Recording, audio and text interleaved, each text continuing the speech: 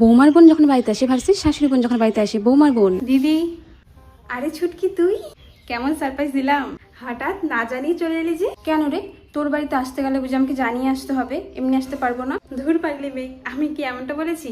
চল ভেতরে চল। ঠিক আছে চল। মা, আমার না বোন এসেছে। মা,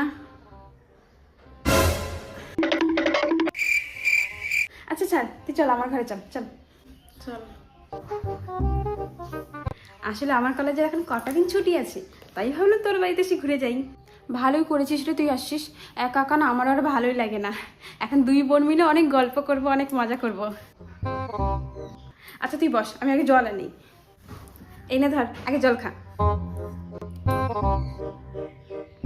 বাড়ির সবাই ভালো আছে তো? হুম, সবাই ভালো আছে রে। তুই কেমন আছিস? আমিও ভালো আছি রে। তা কি খাবি বল, আজকে দুপুরে তোর জন্য কি রান্না করব? কি ব্যাপার বৌমা? ঘরে যে কিছু নেই সেটা কি জানো না?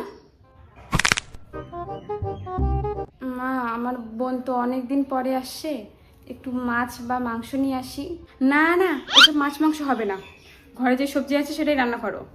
এমনিতেই আমার ছেলে টাকা নেই, তারপর টাকা ধ্বংস করার মাত্র পেতে খালি। শোন না রে দিদি, আমি না আজকে যাই রে। আমার অনেক কাজ আছে বাড়িতে, তার মধ্যে পড়াশোনাও আছে। এইভাবে চলে আসলাম, মা তো বাড়িতে একা থাকে জানিসই। এই তো মাত্র আসলি আর এখনই চলে যাবি? আরে আমি আবার আসবো, আজকে যাই আবার পরে আবার আসবো। বুঝতে পেরেছি কেন যাবি, যা, তোকে আটকাবো না। চল। আসি হ্যাঁ।